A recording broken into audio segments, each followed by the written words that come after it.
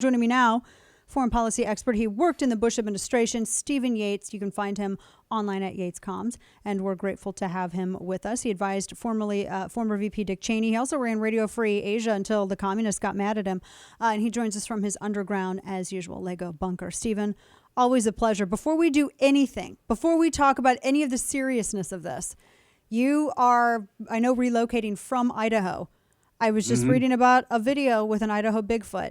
Now, you also like the outdoors. In all your time in Idaho, did you ever see one?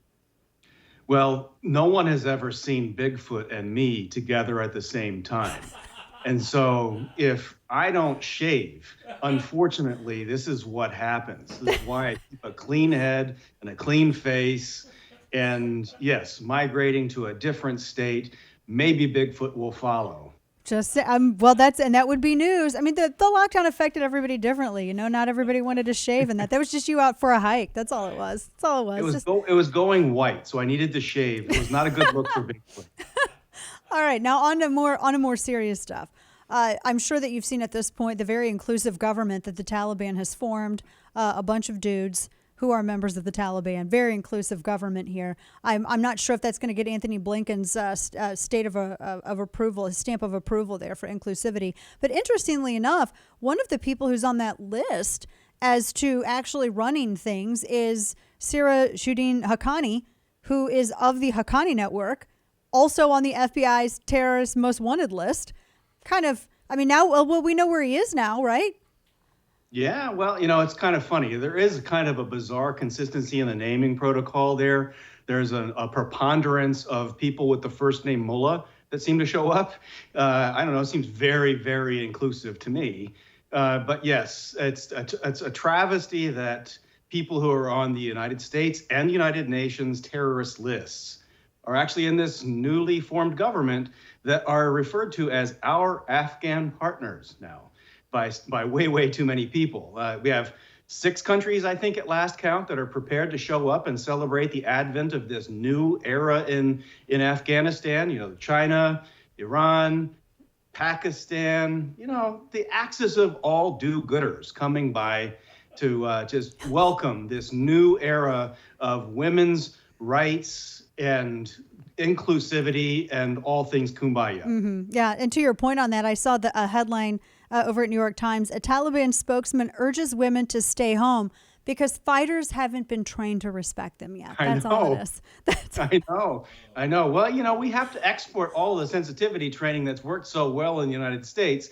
And I think Secretary Blinken should personally go and conduct some orientation centers of how to apologize for your country to the rest of the world and make sure everyone feels welcome, and maybe give them a nap time pillow and other kind of pick-me-ups as this new touchy-feely Taliban 2.0 takes power. Yeah, no, and he could take General Milley with him, and they could talk about white rage and critical race theory and all of this. I don't know. Rage might be too harsh for the Taliban to take right now. So maybe hold off on the Milley right now.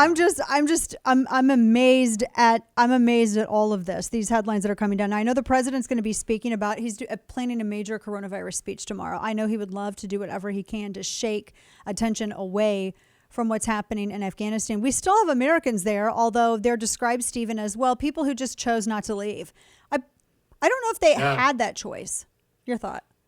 Yeah, well, I mean, there are some parts of the media, and there's a lot of people who are just sort of what we used to call new media, except it started 20 years ago, so it shouldn't be that new. People just go on their own and report things. There's people like Michael Yan, and there are others that have just been covering wars in other far-flung parts of the world on their own. Unfortunately for the narrative drivers in big tech, big business, and everywhere else, these people are getting real people on real video saying things for themselves that are still quite shocking.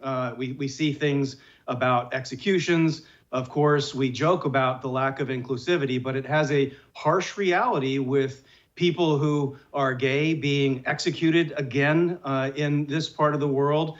All the women's rights things, putting up dividers in classrooms, covering people up. I mean, all of the old stuff is coming back.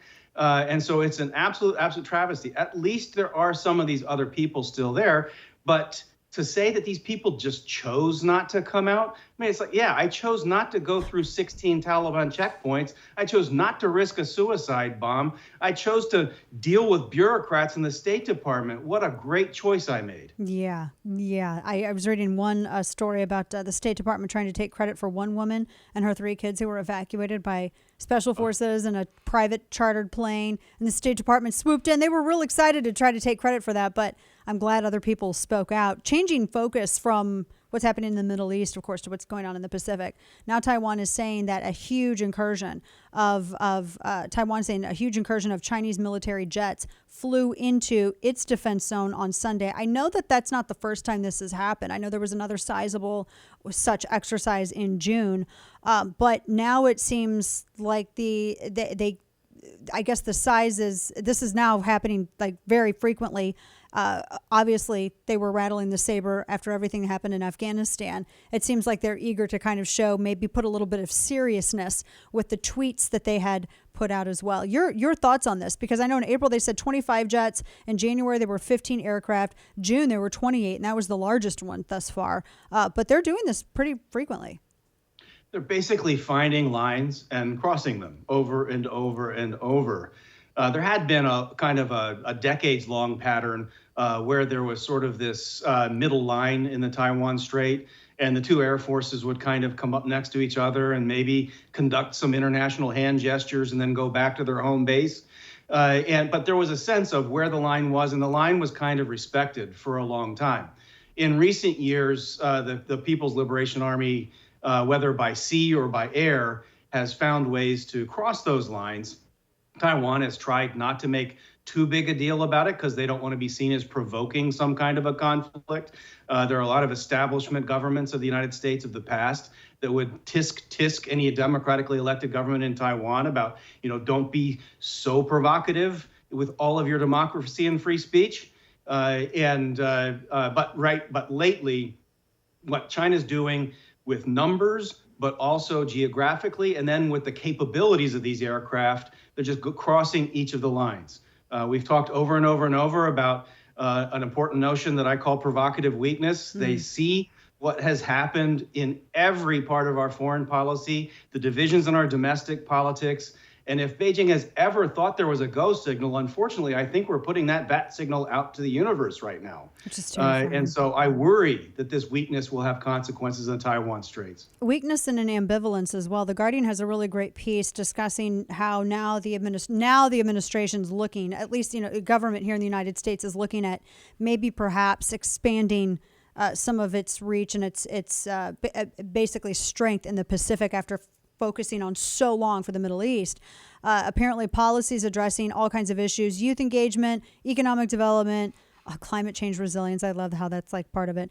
There's legislation I know before Congress right now that's looking at spending about $1 billion in 14 sovereign Pacific island nations to kind of counter China's reach. And that's all it is, because China's trying to establish, obviously, its preeminence in the Pacific.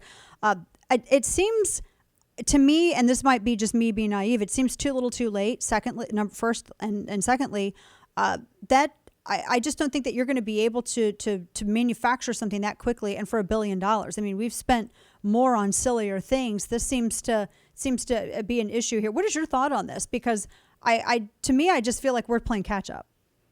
Well, we are playing catch up, and it's partly because we've had a misguided policy based on a number of misguided assumptions for far too long. The Trump administration was sort of a brief pit stop in that long road of policy failures. But 4 years wasn't enough to write that strategic direction. I have some very good friends that I respect that are all about this Pacific Island strategy, and I don't think we should give things up. But, let's not put any pretense on it. China just unleashed a virus onto the world that took trillions of dollars out of the economy.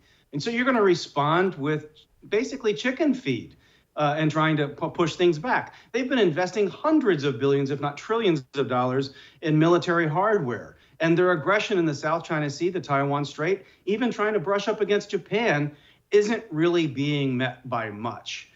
So if we don't show the will, we have no demonstration effect to push back on them. There's no amount of covering the Pacific Islands that will really, really matter. We've got to sow doubt among the Chinese people that they've got a go option or that this is even a good idea for them.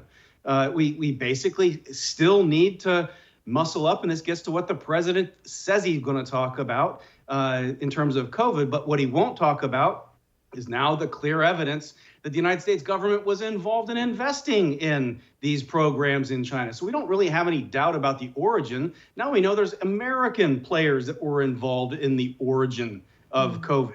Yeah. So we've got all of these things that have to get covered. And China's just sort of sitting back, playing mood music, watching us destroy ourselves and not really being serious.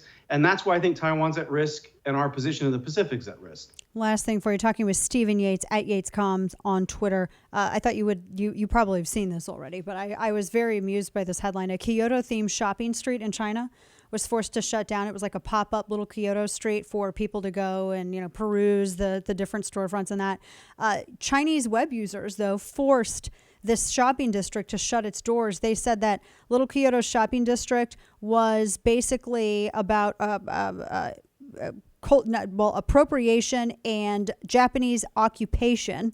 And it was like it was a $925 million complex that was made to resemble a Japanese town. But they forced it to shut down because it was too much like a Japanese invasion and occupation, and they didn't like it. So it's closed now.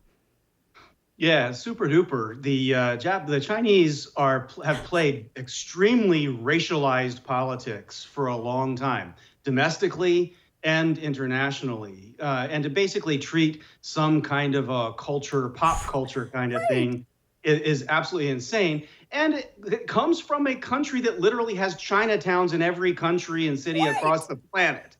So what are you asking for here in terms of the golden rule? You want me to treat you the way you treat us? It's just absolute bonkers. Now, I do think that the culture war thing that was a little coup for them is the government did at least ban effeminate men from being pop stars. I saw that, yes. No prissy pansy men. What can I do to criticize that?